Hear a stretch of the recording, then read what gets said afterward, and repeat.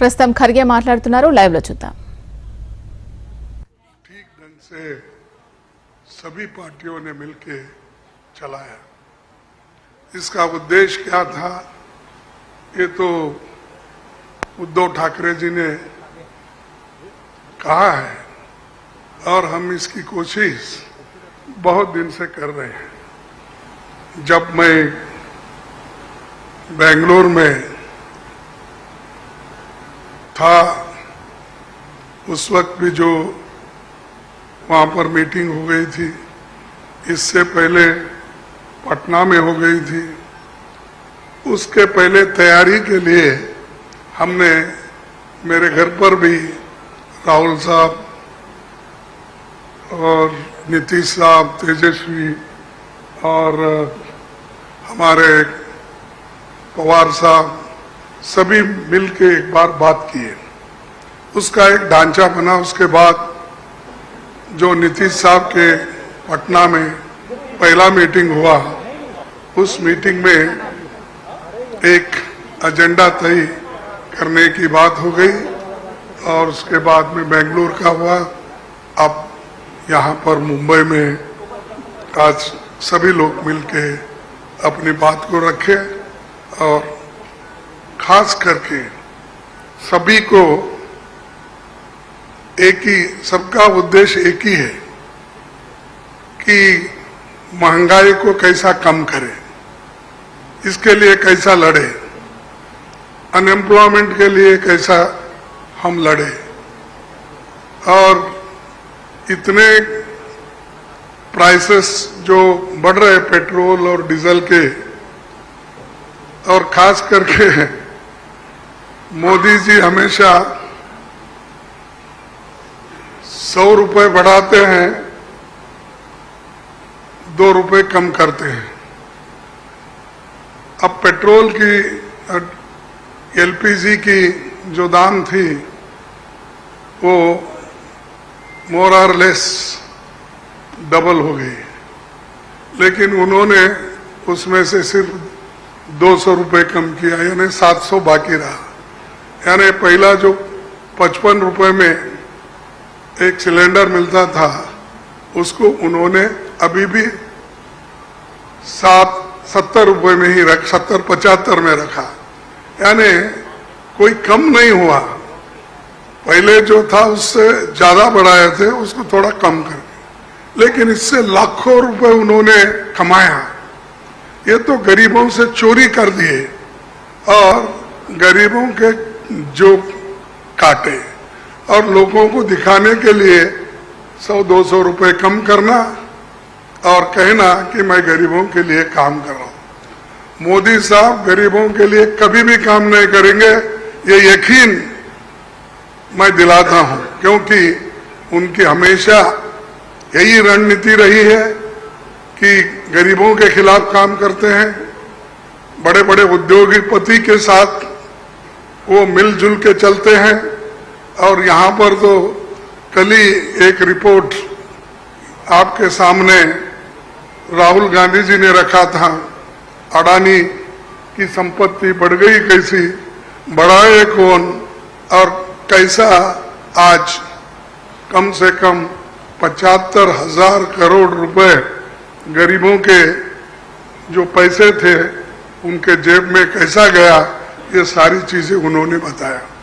तो ये जो है, इसके खिलाफ लड़ने के लिए जो बड़े बड़े सरमाएदार है और उनको जो पैसा जा रहा है हमारा गरीब का, तो उसको रोकने के लिए इंडिया जीतना जरूरी है.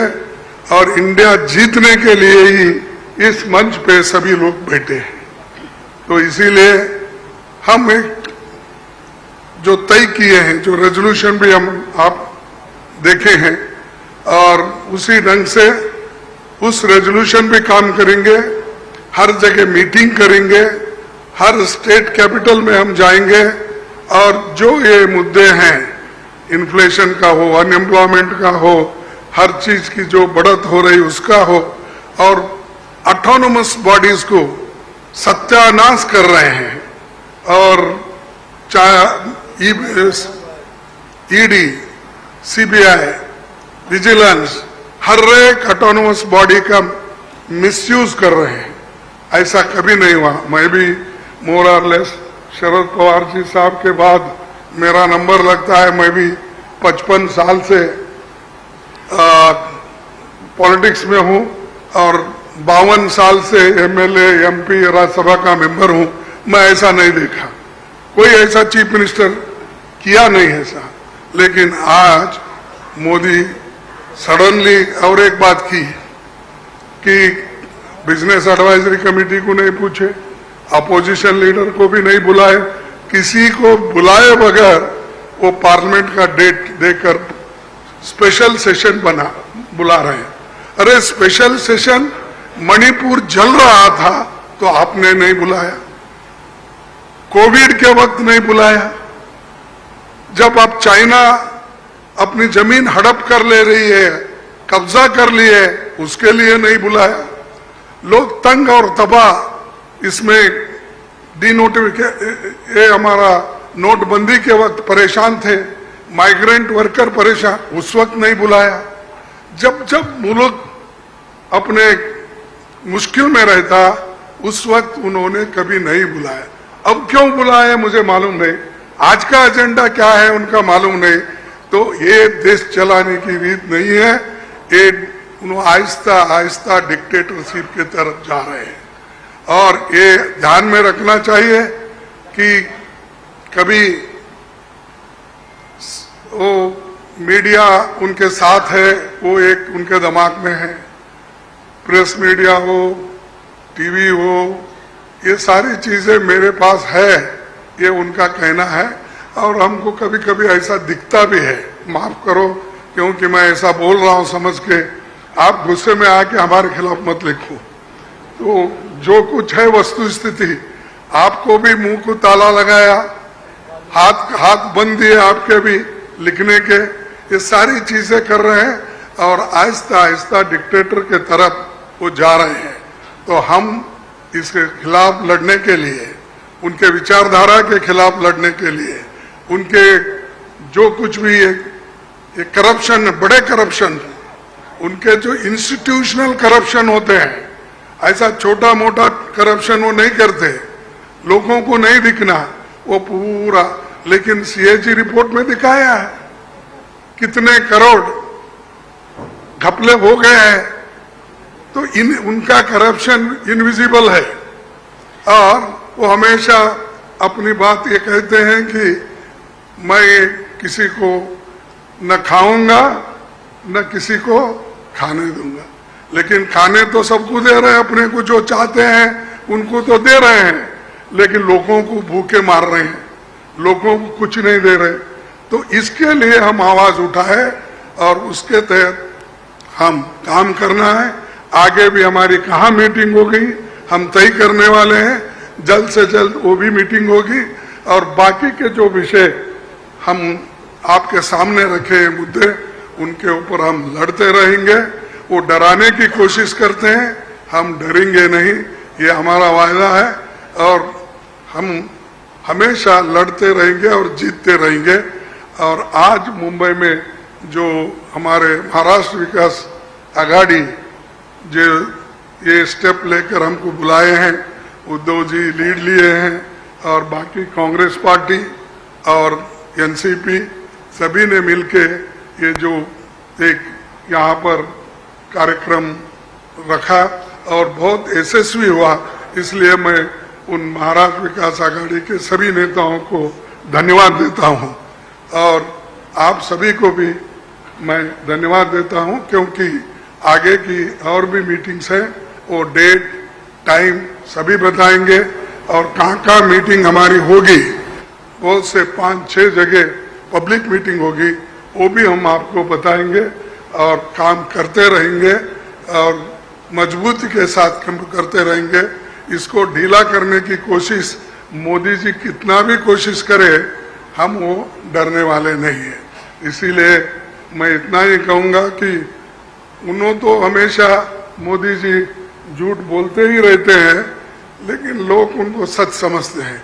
लेकिन अभी भी मराठी में एक कहावत है खोटा बोला पण रेटून बोला, तो ऐसा उनका है।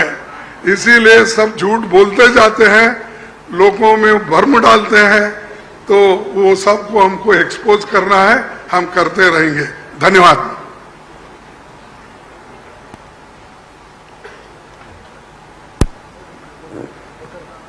थैंक यू खड़गे साहब। डेफिनेटली इंडिया जीतेगी, लेकिन ये जीत की शुरुआत हो गई है पाटना से, पाटना की भूमि से, और हम सबको एक साथ लाने की सबसे पहली जिम्मेदारी ली थी नीतीश कुमार जी, लालू जी, आप सभी ने। मैं अब नीतीश कुमार जी, बिहार के मुख्यमंत्री महोदय, आपसे विनती करता हूं, आप आपकी बात रखिए। वहां ही माइक है, आप वहां से बात कर सकते हैं, आप कर लीजिए।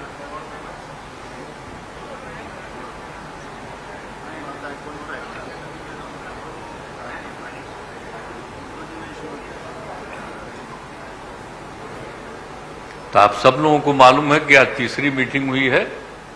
इसके पहले 2 मीटिंग हो चुकी है और सबके बारे में आपसे चर्चा की जा चुकी है, और बहुत अच्छे ढंग से कल से ही बातचीत हुई और आज मीटिंग हो गई। और पहले आपको चीज़ों के बारे में अनाउंस कर दिया गया कि इन सब चीज़ों के बारे में तय हो गया है, और अब नियमित रूप से अब जगह जगह जा करके हम लोग अपना प्रचार प्रसार का काम करते रहेंगे। तो ये सब आज तय हो गया, इसलिए इसके बारे में आपको बता दिए और बड़ी खुशी की बात है। और अब आप समझ लीजिए कि जितनी पार्टियां एकजुट होकर के काम कर रही हैं, तो आप अच्छी तरह जान लीजिए कि अब इसी का नतीजा होगा कि अभी जो केंद्र में हैं अब वो हारेंगे, अब वो जाएंगे, ये पक्का जान लीजिए। और अभी आपको बताया गया कि कैसे मीडिया पर ही कब्जा कर लिया है, कोई भी दूसरे की बात कम छपता है और ज्यादातर उन्हीं की बात छपते रहती। कितना काम पहले हुआ है, अलग अलग राज्यों ने कितना काम किया है, दूसरे दूसरे पार्टियों ने, उसका कम छपता है। ये कम करते हैं और ज्यादा छपता रहता है। तभी तो आप लोगों पर कब्जा न है जी, तब तो उपाय है। और जब एक बार उनसे मुक्ति मिलेगी तो आप सब प्रेस वाले आजाद होइएगा, और जो आपको उचित लगेगा वही लिखिएगा और वही बोलिएगा। ये बहुत जरूरी है। अगर प्रेस के लोग कुछ लिखते हैं, कहीं क्या काम हो रहा है, क्या ठीक नहीं हो रहा है, वो जब लिखते हैं तो उसका असर जनता पर कितना पड़ता है। और आजकल देख रहे हैं कोई काम नहीं कर रहे हैं और खाली उनका बड़ाई हो रहा है। आज जो राज्य वाला बेचारा जो काम कर रहा है उसकी चर्चा कम होती। तो ये ना हो गया, इसलिए पटाइए।